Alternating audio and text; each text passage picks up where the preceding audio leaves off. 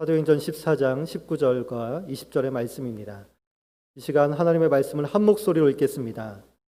유대인들이 안디옥과 이고니온에서 와서 무리를 충동하니 그들이 돌로 바울을 쳐서 죽은 줄로 알고 시외로 끌어내치니라.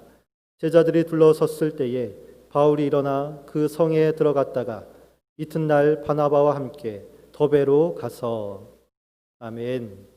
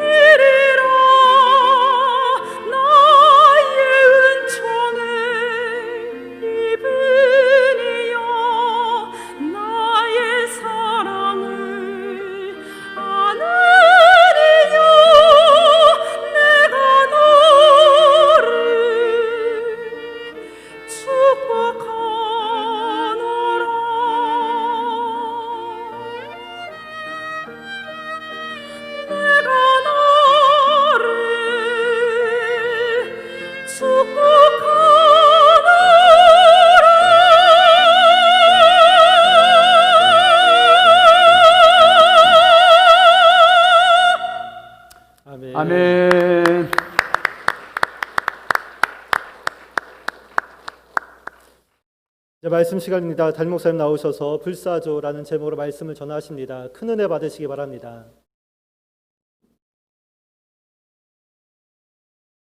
할렐루야, 반갑습니다. 어제도 정부 발표였겠지만은 이제 교회적으로도 거리두기가 조금 완화가 돼서 예배석의 10%까지 이렇게 참여할 수 있는 대면 예배가 허용이 됐습니다. 그래서 지금 영상으로 하는 가족들도 다음 주일부터는 우리가 지금 한 번에 한 130명까지는 예배 드릴 수 있는 거예요. 그래서 지금 많이 나오셨지만은 다음 주일부터는 다들 영상으로 하는 분들도 많이들 나오십시오. 그래서 일부에도 이렇게 분산해서 앉으시면 되겠고, 성가대 다음 주일부터 쓰세요. 다음 주일부터 홍선영 자매님, 다음 주일부터 그 연습은 각자 시키고 여기서 딱 서서 그냥 바로 하면 돼요. 그렇게 할 수 있죠? 오늘 찬양 너무 은혜가 됐습니다. 아주 할 때마다 참 너무 귀한 찬양 감사해요. 오케이, 여기 잠깐 읽고 말씀 나누겠습니다. 행복. 하나님께서 하시는 일과 주시는 선물은 모두가 설렘이며 눈물이며 행복입니다. 처음 사랑을 알았을 때 그녀를 생각하며 만나는 것은 언제나 기쁨과 설렘이었습니다. 혼자 아내의 사진을 조용히 들여다보고 있으면 고마움과 사랑이 가득 밀려옵니다. 자녀들의 사진을 찬찬히 들여다보고 있어도 그냥 눈물이 고입니다. 갱년기라고요? 아마 먼 훗날이 되어도 마찬가지일 겁니다. 하나님 주신 선물이기 때문입니다. 바닷가에 가면 기분이 상쾌해지면서 드넓은 바다가 나를 안아주는 것 같아 황홀해집니다. 산을 오르면 어디서 주어지는지 모를 정기가 느껴지며 행복해지고요. 맑은 하늘을 바라보고 있으면 마음까지 환하게 맑아집니다. 신년 첫 2주간 뜻밖의 많은 눈이 내렸습니다. 어린 시절 눈사람 만들고 넋가래로 마당에 눈 치우던 생각이 납니다. 카메라를 들고 공원으로 달려가 눈에 들어오는 대로 셔터를 눌렀습니다. 작품 아닌 것이 없고 꽃 아닌 것이 없습니다. 마냥 어린애가 되었습니다. 눈이 내린 곳은 어디나 행복이 쌓여 있습니다. 소나무 위에도 단풍나무 위에도 아직 떨어지지 않은 산수유나무의 빨간 열매 위에도 하얀 행복의 꽃들이 앉았습니다. 목요일 밤 행복교구 영상 예배에 깜짝 출연을 했습니다. 젊은 집사님들에게 깜짝 행복이 되고 싶었습니다. 모두가 반겨주었습니다. 같이 찬양하고 말씀 나누고 기도하며 축복하고 작은 선물도 나눴습니다. 코로나의 먹구름 속에서 피었던 하늘 행복의 시간들입니다. 올 한 해 우리 교회의 모든 성도들에게 이런 행복이 날마다 피어나기를 기도한 한 주간이었습니다. 눈 오면 그냥 행복하지 않습니까, 여러분? 물론 불편함도 있지만 지난 주간은 우리 성도들 많이 축복하는, 매주간이 그렇지만은 그런 주간이었습니다. 여러분 힘드시지만 힘내셔서 꼭 승리하십시오. 잠깐 기도합니다. 제가 사실 이번에 1월달 이거 또 현성이 아침 표지도 어떤 작가가 찍은 거 아니에요. 그냥 우리 장로님들하고 여기 그때 남은재 부부 수련회 갔을 때 남은재에서 사실 찍은 거 올린 거거든요. 이게 이번에 눈도 그냥 일단 많이 찍어놔요. 많이 찍어놓으면 언젠가 쓸모가 있을 것 같아서. 제가 놀러 다닌 거 아닙니다. 감사해요. 잠깐 기도합시다. 하나님 아버지, 행복의 자리, 은혜의 자리, 축복의 자리, 생명의 자리에 저희들 불러 모아 주셔서 감사합니다. 아버지 하나님, 오늘 말씀하여 주시고 듣게 하여 주시고 깨닫게 하여 주시고 결단하게 하여 주시옵소서. 하나님의 음성 듣기 원합니다. 하나님 바라보기 원합니다. 주여, 연약한 저희들 향해서 주의 음성 들려주시고 주의 손을 저희들에게 허락하여 주옵소서. 말할 수 없이 연약하고 부족한 종 아버지 손에 부탁하오니 성령이 오늘도 은혜의 통로 축복의 도구로 써주옵소서. 믿사옵고 예수님의 이름으로 축복하며 기도합니다. 아멘. 우리 앞뒤좌우 축복합시다. 사랑합니다. 축복합니다. 반갑습니다. 은혜 받읍시다. 감사합니다. 지난 목요일날 제가 그 행복교구 온라인 영상 모임에 이렇게 치고 들어갔더니 깜짝 놀라는 거예요. 이성훈 목사님을 인도했었는데 그날 내 가이드 해주고 제가 가서 또 인사하고 많이들 더 들어오세요.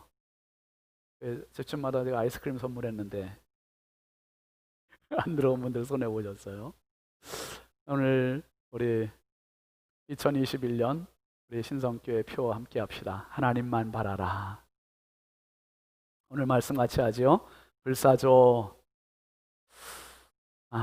죽지 않는 새, 전설의 새지요. 여러분, 우리 시대가 불사조를 필요로 하는 이런 시대 아닙니까?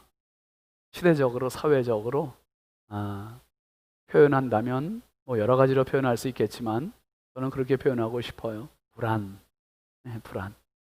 코로나 때문에 어디를 가도 마음 놓지 못하는 이 불안한 세대. 그리고 이 청년들이 실업률이 9%대를 기록했다고 그래요. 전체 실업률이, 전 연령층의 실업률이 4%였는데 청년들만 그 연령층에서 9%를 차지하니 2배가 넘는 거예요. 굉장히 참 암담한. 그리고 부동산 정책도 24번 이상 바꿔도 도대체가 잡히지 않는, 계속 집값은 올라가서 내 집 마련의 꿈이 묘연해버리는 이러한 시대 사회. 청년들이 연애도 포기하고 결혼도 포기하고 출산도 포기하는 이 막막한 시대 우리가 지금 살고 있잖아요. 그러다 보니까 걱정만 느는 거예요. 걱정만.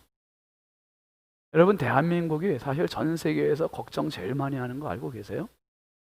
얼마 전에 통계인데요, 중앙일보에 나온 기사인데, 이게 보면 세계 경제에 대한 걱정을 가장 많이 하는 나라가 대한민국이래요.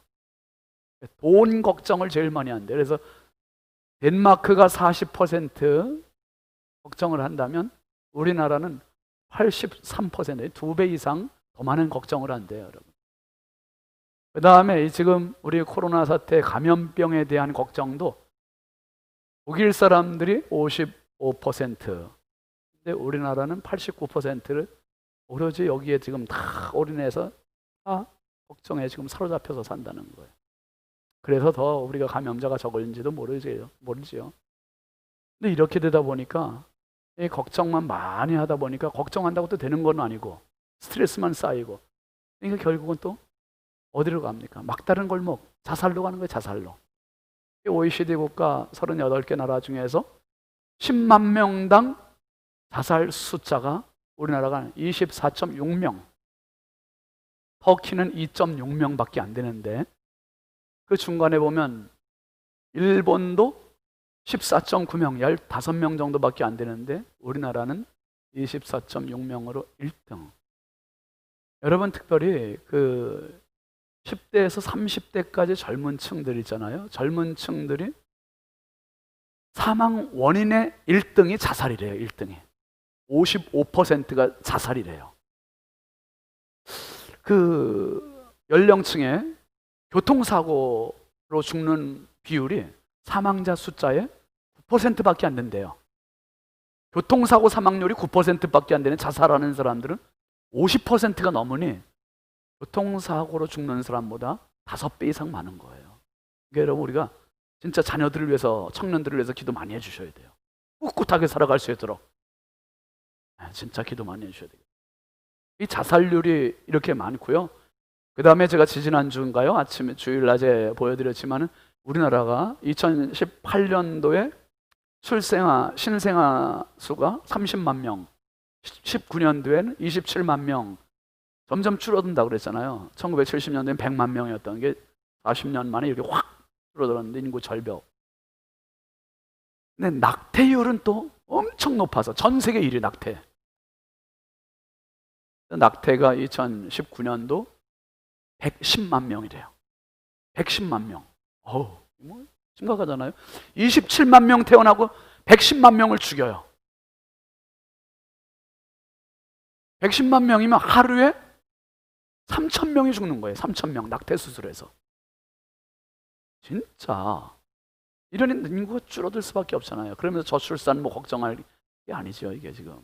너무 심각해요. 여러분, 이러다 보니까 젊은 층들이 일은 안 되고 직업은 없고 스트레스는 쌓이고 걱정은 많고 자살로 가고 혼전에 이런 관계를 맺고 낙태를 하고 이렇게 자꾸 악순환이 반복되면서 어떻게 됩니까? 이거를 눈을 다른 데 돌리는 거예요. 복권 사갖고 한탕주의, 요행주의, 그리고 물질주의, 쾌락주의, 될 대로 되라는 식으로 그냥 흘러가요. 이렇게 흘러가. 참 너무 안타까워요. 여러분, 세상은 어렵지 않을 때가 없었죠. 우리 어르신들, 우리 서동훈 원로 장로님 젊으셨을 때는 지금보다 그때가 더 힘들으셨습니까? 지금이 힘드십니까? 봐요. 지금 아시잖아요. 그죠? 그때가 훨씬 먹을 것도 없고 진짜 그때는 얼마나 고달픈 세월이었어요. 근데 지금은 너무 풍요로워요. 그런데도 자살 비율은 그때보다 지금 훨씬 많아요. 자살하는 사람들이. 이건 뭐냐 하면 시대가 어렵다는 게 아니라 시대를 살고 있는 젊은이들이, 사람들이 나약해졌다는 거예요. 나약해졌다. 정말 힘이 없어졌다는 거예요. 대한민국이 힘이 없어졌어요. 사랑하시는 성도 여러분, 믿음 생활한다는 거는, 하나님을 바라본다는 거는 힘을 얻는 거예요. 힘을 얻는 거.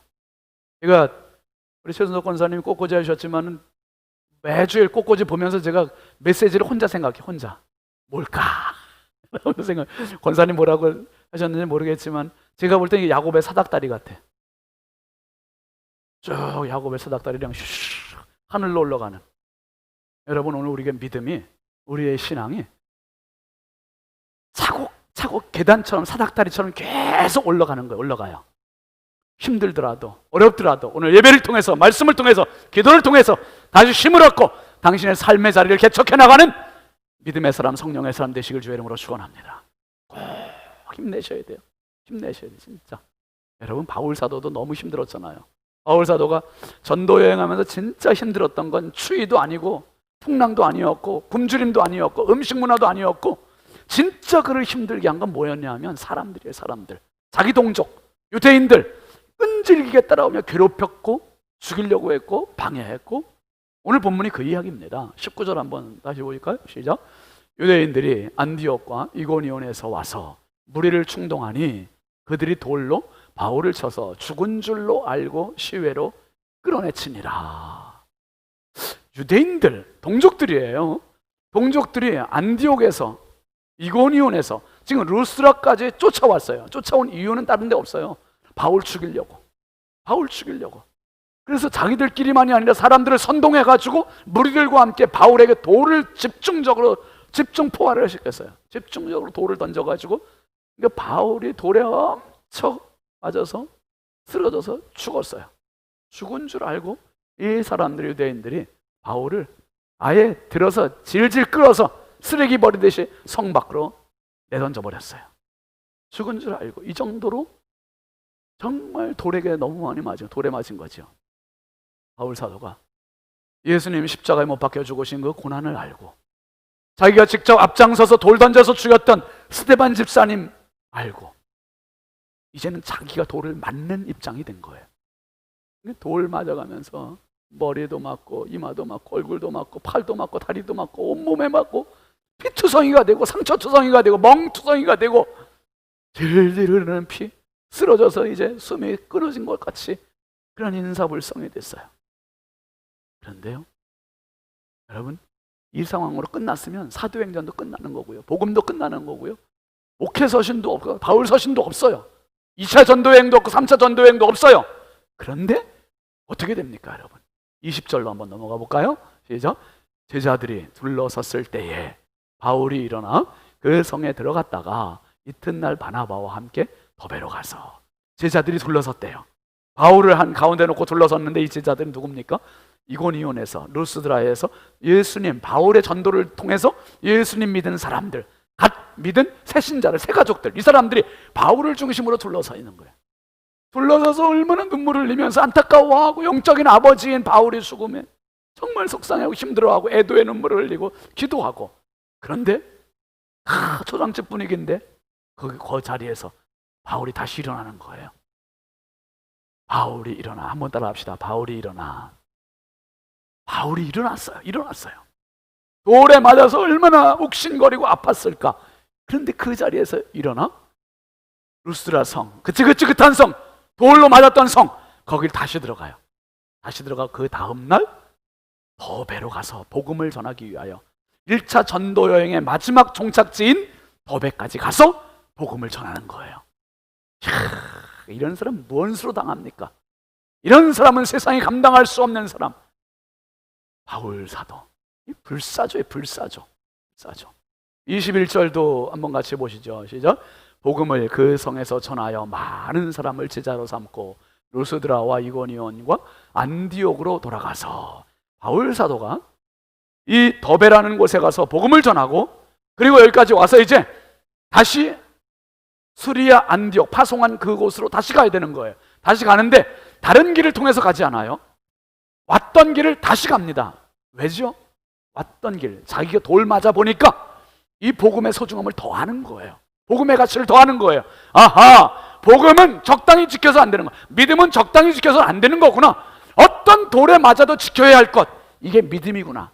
그러니 내가 복음 전했던 이 사람들에게 다시 가서 믿음 위에 서 있으라고 말을 해줘야지 하고서 양육을 위해서 다시 더베에서 루스드라에서 이고니온에서 비시디아 안디옥, 그리고 수리아 안디옥까지 다시 되돌아가는 여정을 만드는 겁니다. 그래서 22절 말씀에 이렇게 얘기하죠. 시작.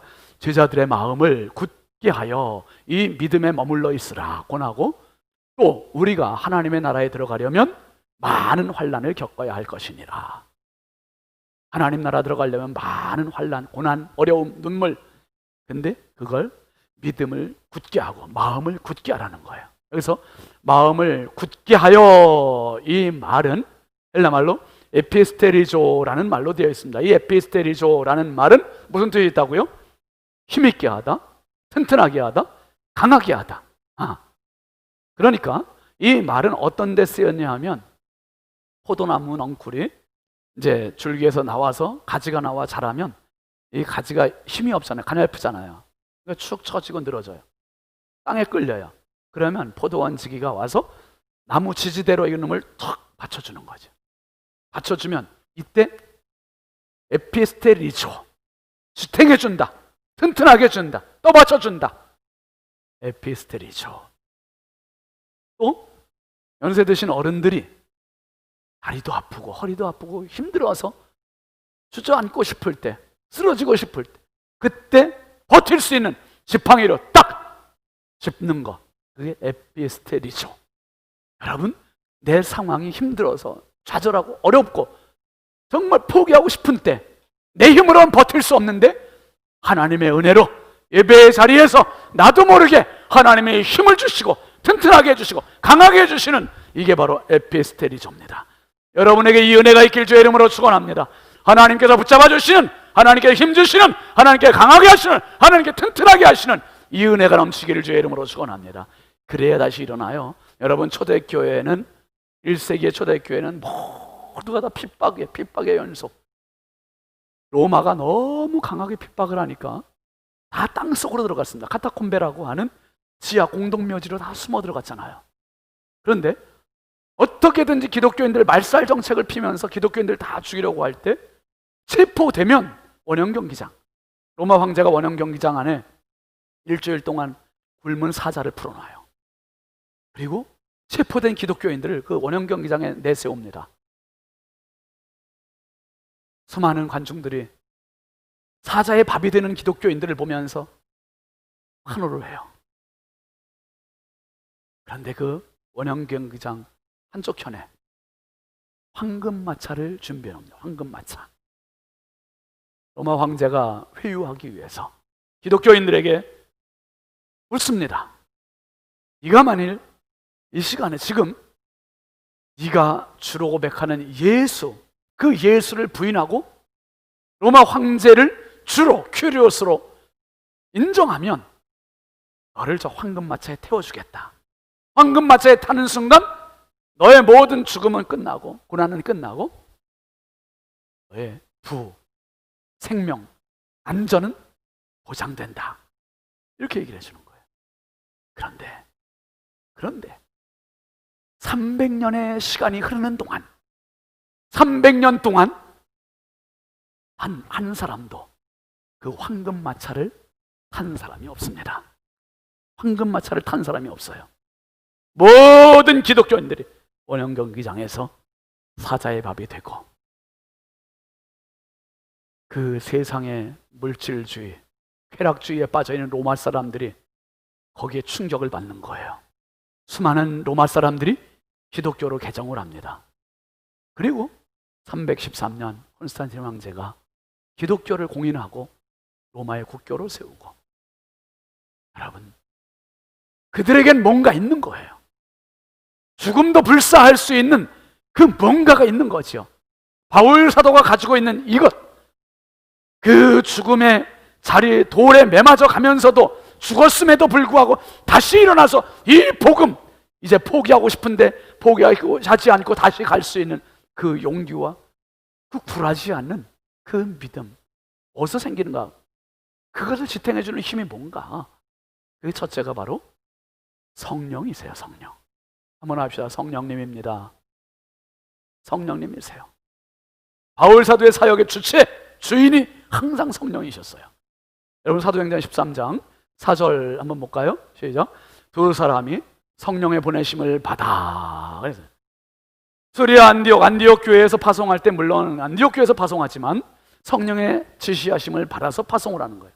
성령께서 보내신 거예요. 보내신 분이 그분이면 그분이 책임져 주시는 겁니다. 여러분, 저와 여러분을 이 세상에 보내신 분은 하나님이세요. 하나님께서 이 세상에 보내셨으면 내 생명 다하는 날까지 하나님께서 책임지실 것을 믿으시기 바랍니다. 하나님 책임지시는 거예요. 하나님 책임 안 지시면 하나님 손해지요. 뭐 신윤진 목사 안 붙잡아 주시면 하나님 손해시죠. 하나님부터, 우리 장로님들 하나님 붙잡아 주시고, 권사님들 하나님 붙잡아 주시고, 지금까지 하나님 은혜 아니었습니까? 하나님 은혜. 아파도 힘들어도 어려워도 하나님 끝까지 책임져 주셔요. 보세요. 성령의 보내심을 받아갔다 그랬어요. 성령의 보내심을 받아. 그 다음에 보면 9절에는 또 이렇게 말하잖아요. 시작. 바울이라고 하는 사울이 성령이 충만하여 그를 주목하고. 바울이라고 하는 사울이 성령이 충만했대요. 내가 충만해지고 싶어서가 아니라 성령께서 마음껏 채워주시는 거예요. 힘을 주시고, 능력 주시고, 용기 주시고, 열정 주시고, 꿈을 주시고, 계속 부어주시는 거예요. 계속.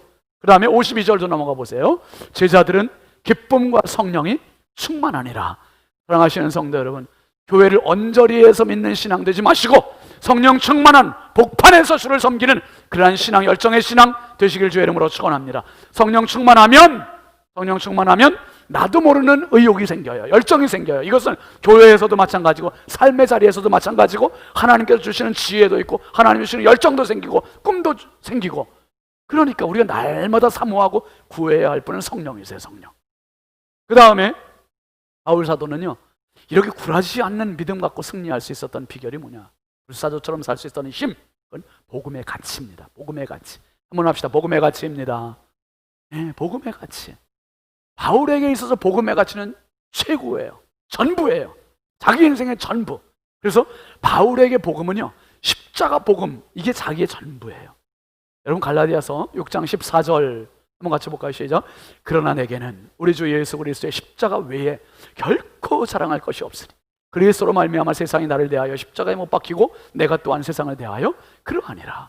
바울은 자랑할 것 많은 사람이잖아요. 내세울 것 많은 사람이잖아요. 그런데 예수 십자가 딱 만나고 보니까 그리스도 예수의 십자가 외에 결코 자랑할 것이 없다. 이 고백이 터져 나오는 거예요. 최고를 만나면 그렇게 됩니다, 여러분. 최고를 만나면 자기가 지금까지 생각했던 최고가 시시해지는 거지. 자기가 자랑했던 게 시시해지는 거죠. 이게 빌립보서 3장 7절 8절 이야기가 그 이야기입니다. 시작. 그러나 무엇이든지 내게 유익하던 것을 내가 그리스도를 위하여 다 해로 여길 뿐더러 또한 모든 것을 해로 여김은 내 주 그리스도 예수를 아는 지식이 가장 고상하기 때문이라. 내가 그를 위하여 모든 것을 잃어버리고 배설물로 여김은 그리스도를 얻고. 모든 걸 해로 여긴데, 이 귀한 것들, 남들이 보면 이 귀한 걸 왜 버리냐고 하는데, 그런데 바울을 볼 때는 그건 시시한 거예요. 왜요? 그리스도 예수를 아는 지식이 가장 고상한 지식이요. 다이아몬드 앞에 금덩어리는 빛을 잃어요. 태양 앞에 촛불은 빛을 잃는 거예요. 예수 그리스도 앞에 이 세상 모든 것들은 빛을 잃을 수밖에 없는 거예요. 바울은 자기가 그렇게 애쓰고 힘쓰던 모든 것들을 배설물로. 여러분, 바울의 일생은요, 딱 분위기점이 있어요. 예수 그리스도 십자가 이전과 십자가 이후로. 십자가 이전은 자기 자랑, 자기 의욕, 율법주의, 이게 항상. 근데 십자가 이후로는 그거 완전히 자기 부인, 자기 죽음, 오직 예수, 오직 십자가, 오직 그리스도, 이렇게 살아간 사람이 바울입니다. 여러분, 몇 년 전에 본 책이 있는데 기독교 변증이라고 하는 책이 있어요. 알리스터 맥그리스라고 하는 사람이 지은 책인데, 기독교 변증 이 책에 보면 바울의 신앙에 대해서 아주 명쾌하게 써놨어요. 제가 지문을 인용을 했는데요. 한번 보세요. 바울에게 십자가는 구원과 용서와 죽음에 대한 승리를 의미한다. 이게 너무 중요한 거예요. 바울에게 있어서 십자가, 이 십자가는 구원이요, 용서요, 죽음에 대한 승리다. 승리. 그러니까 죽음까지도 정면 돌파해 나가는 거죠. 불사하는 거죠. 죽음 기다리고 있어도 그 승부 거는 거예요. 승부를 걸어요. 십자가로. 그 다음에 따라서 십자가의 메시지는 예수님이 십자가에서 죽었다는 단순한 사실에 국한되는 게 아니라 이 사건이 우리에게 갖는 의미까지 포함한다. 바울에게 있어서 십자가는 감상적인 십자가, 예수님 죽으셨다, 슬프다, 이 정도가 아니라 그 십자가가 바로 나에게 어떤 의미가 있는가까지도 포함한다는 거예요. 그래서 죽음은 더 이상 두려움의 대상이 아니다. 십자가는 세상에서 자신이 처한 상황에 겁먹거나 불안해하는 인간의 자연스러운 성향을 해소하는, 뭐라 그랬어요? 강력한 해독제로 작용한다. 할렐루야. 아멘입니까? 와, 죽음이 우리를 두렵게 하는 게 당연하죠. 이게 자연스러운 성향이죠. 그런데 거기에 가장 강력한 해독제 역할이 바로 십자가라는 거예요. 바울에게 있어. 십자가. 그래서 십자가가 죽음의 침을 뽑아버렸고 십자가를 통해 승리가 쟁취되었다. 예수 그리스도의 십자가와 부활을 통해 죽음의 능력이 산산조각났다. 바울에게 있어서 그 공포의 죽음, 이게 완전히 산산조각났다는 거예요. 쪼가리가 났다는 거예요. 우리는 그리스도를 통해 죽음을 이겼다. 이것을 알기에 우리의 생각이 달라지고 삶이 달라져야 한다. 여러분, 죽음 앞에 쫄지 않는 사람 누가 있습니까? 다 두렵지요. 병 걸려보세요. 암 걸려보세요. 덜컥 절망이지요. 그런데 그 순간에 그냥 머무는 게 아니라 그 상황에서 십자가 바라보고 하나님 바라보고 바울이 일어나 한 것처럼 다시 일어나는 사람이 은혜의 사람이고 성령의 사람이고 믿음의 사람임을 믿으시길 바랍니다. 생각이 달라지고 삶이 달라지는 거예요. 달라지는 거예요. 히브리서 기자는 히브리서 2장 14절 15절에 이렇게 말하고 있습니다. 시작. 자녀들은 혈과 육에 속하였음에 그도 또한 같은 모양으로 혈과 육을 함께 지니심은 죽음을 통하여 죽음의 권세 세력을 잡은 자 곧 마귀를 멸하시며 또 죽기를 무서워함으로 한평생 매여 종노릇하는 모든 자들을 놓아주려 하시매니. 예수 안에 자유가 있어요. 예수 안에 행복이 있습니다. 예수 안에 승리가 있습니다. 바울 사도는 십자가 근처까지만 갔던 사람이 아니에요. 십자가 언저리에 옆에서 우회했던 사람이 아니에요. 십자가를 정면으로 경험한 사람. 정면으로 경험한 사람. 그러니까 십자가를 이렇게 강력하게 경험하니까 죽음, 돌 맞는 거, 이게 두렵지가 않은 거예요. 이게 두렵지 않은 거예요. 맞아도 다시 일어나서 또 돌 세례가 와도 그냥 루스드라를 또 들어가는 거죠. 또 들어가요. 여러분, 분명히 말합니다. 한평생 매여 종노릇하는, 죽음에 한평생 매여 종노릇하는 그 사람 놓아주려고 십자가를 세워주셨다는 거예요. 죽음으로써 죽음을 죽여버리신 예수 그리스도의 십자가, 그 십자가가 저와 여러분의 십자가가 될 수 있기를 바랍니다. 제가 지난주 신년 특세하면서 종려나무, 백향목, 다니엘 이야기하면서 마지막 날 그 얘기 했잖아요. 종려나무, 시편 92편 12절에 보면 이런 이야기죠. 시작. 의인은 종려나무같이 번성하며 레바논의 백향목같이 성장하리로다. 우리로 말하면 뭐 참나무 같이, 소나무 같이 이렇게 말해도 되는데 종려나무 같이 특별한 의미가 있는 거죠. 종려나무는 도끼로 찍고 완전히 잘라지고 밑둥만 남아있는데 그 종려나무 밑둥, 그루터기, 그걸 또 불로 다 지져서 죽여놔도 거기서 다시 또 싹이 나온대요. 어이구 질겨라. 거대한 태풍이 몰아치고 다른 나무 뿌리째 뽑히고 막 부러지고 그래도 이 종려나무도 같이 쓰러진대요. 쓰러졌다가 한 서너 시간 지나면 이놈이 또 다시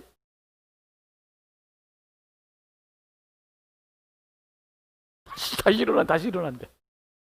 자, 그래서 식물학자들이요 종려나무를 별명을 붙인대요.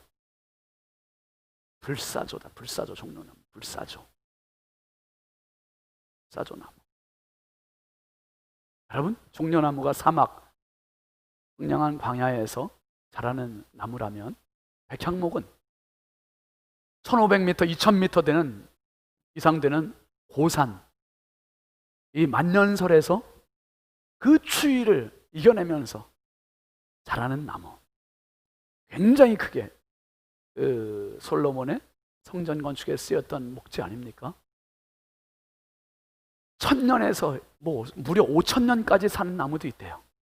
어마어마한 수령을 자랑하는 이 백향목. 뭔 영상 준비했는데 잠깐 보시죠.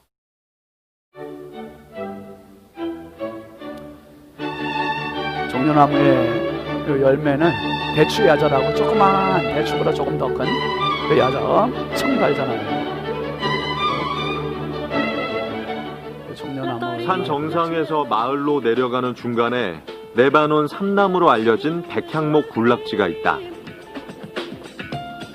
고산지대에서 자라는 침엽숲과의 나무다.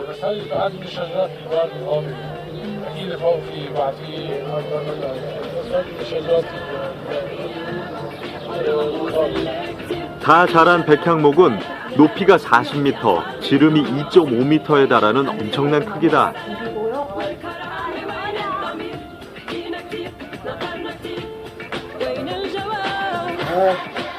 사람들은 숲길을 걸으며 수천 년 묵은 나무들이 뿜어내는 신령한 기운을 느낀다. We went in like ignorant about anything, and then we came in and started seeing the trees, how old the trees, the old monuments.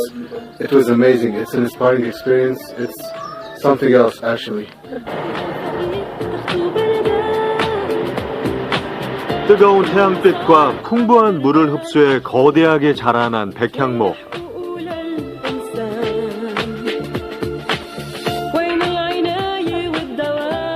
페니케아는 이 나무로 배를 만들고 이집트 등지에 수출하면서 부를 쌓았고 지중해의 패권을 장악했다. 고산지대의 눈바람 속에서도 꿋꿋하게 자라는 백향목은 고난을 딛고 일어선 레바논의 상징이 되었다. 그 레바논의 국기 안에 저 백향목 나무가 이렇게 있잖아요. 여러분, 사회가, 시대가 힘들지 않은 게 없잖아요. 다 힘들지요. 우리를 공격하고 우리를 넘어뜨리고 우리를 좌절케 하고, 그런데 의인은 종려나무같이 번성하고 백향목, 레바논의 백향목같이 성장하리로다. 바울 사도가 그렇게 돌 세례를 맞아가면서도 다시 일어나서 루스드라로 가고 2차 전도여행 하고 3차 전도여행 가고 로마 여행 가고 복음의 메시지를 서신으로 남기고, 결국 우리의 복음의 성격은 불사조의 성격이요. 다니엘이 그랬고 요셉이 그랬고 에스더가 그랬고 다윗이 그랬고 수많은 믿음의 사람들은 불사조로 살았습니다. 그들이 불사조가 아니라 그들을 세우시고 보내신 성령이 불사조세요.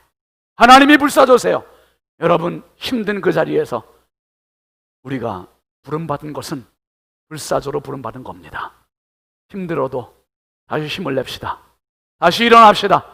성령과 함께 영원한 불사조로 주님 나라 바라보고 하나님만 바라보면서 끝까지, 이 모두가 다 쓰러져도 우리 신성교회는 끝까지 지탱해서 마지막 날 이 시대가 요구하고 하나님께서 원하시는 하나님 나라의 멋진 불사조가 되시길 주의 이름으로 축원합니다. 축원합니다. 함께 찬양합니다. 내 마음의 주를 향한 사랑이.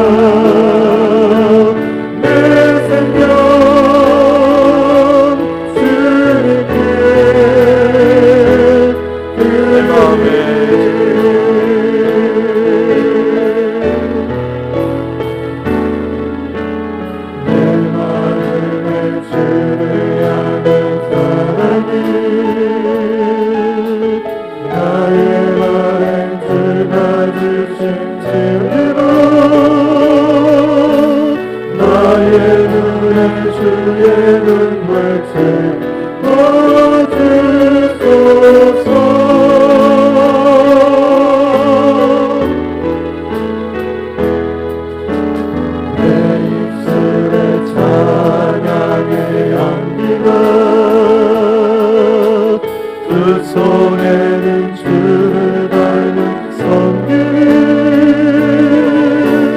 나의 삶의 주의 흔적 남게 하소서. 들어갑시다. 하나님의 사랑이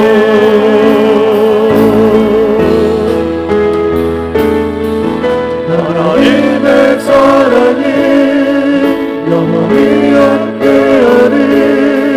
십자가의 길을 걷는 자에게 순교자의 삶을 사는 이에게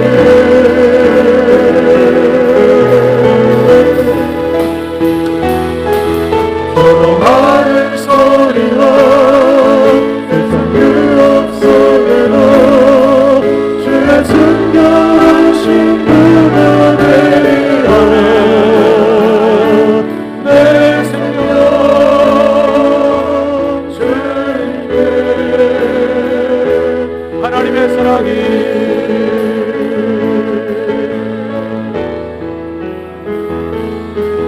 하나님의 사랑이 영원히 함께하리. 십자가의 길을 걷는 자에게 순교자의 삶을 사는 이에게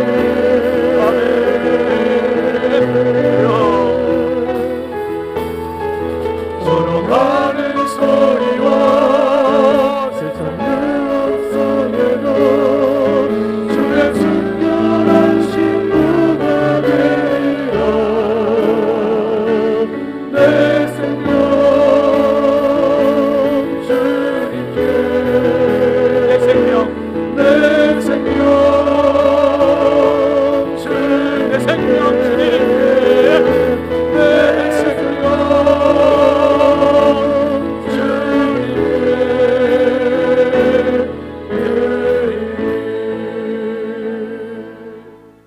거룩하신 하나님, 하나밖에 없는 생명이기에 애지중지하며 지금까지 살아왔습니다.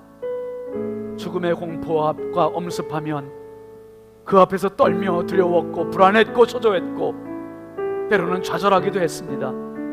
하나님, 그러나 여기까지 오게 하신 분이 하나님이십니다. 주여, 하나밖에 없는 내 생명 주를 위하여 드릴 수 있는 불사조 바울과 같이 아버지, 우리 신성의 모든 가족들이 인생의 불사조들 되게 하여 주옵소서. 믿음의 불사조들 되게 하여 주옵소서. 어떤 역경이 몰아쳐도 어떤 비바람이 불어도 아버지 하나님, 쓰러졌다가 다시 일어나는 종려나무처럼 아버지, 그 추위, 그 맹렬한 그 추위에도 하나님 꿋꿋하게 성장해 나가는 레바논의 백향목과 같은 그러한 의인의 삶을 허락하여 주옵소서. 아버지 하나님, 다시 일어나게 하여 주시고 다시 힘을 내게 하여 주시고 아예 소망 가지고 꿋꿋하게 아버지 하나님 살아가는 우리 신성의 가족, 우리 신성교회, 이 시대에 아버지 불사조 되게 하옵소서. 우리를 불사조로 세우실 예수 그리스도 이름으로 축복하며 기도합니다. 아멘. 우리 하나님께 영광의 박수 합시다. 할렐루야. 앞뒤좌우 축복합시다. 당신은 불사조입니다. 아멘이죠? 네, 승리하십시다. 그래, 파송 찬송합니다.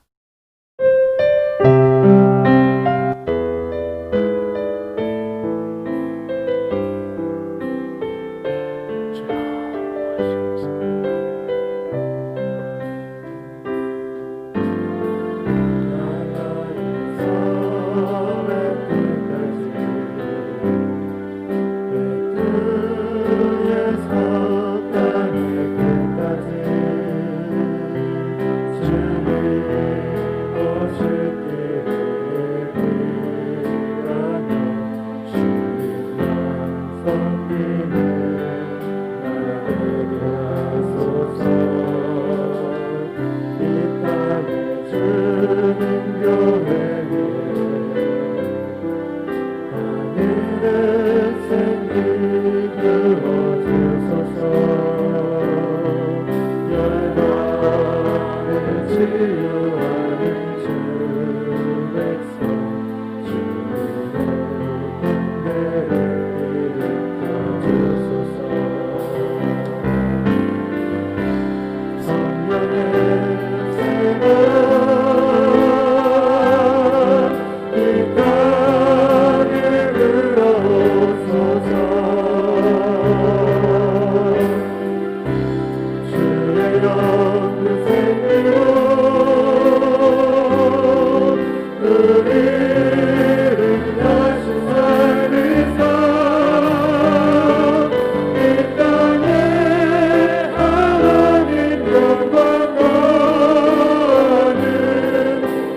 그런 나라가 되게 하소서.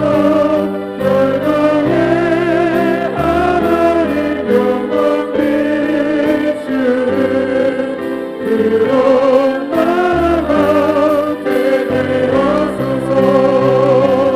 이 땅에 하나님 영광 거하는 그런 교회가 되게 하소서. 열방에 하나님 영광 비추는 그런 교회가 되게 하소서.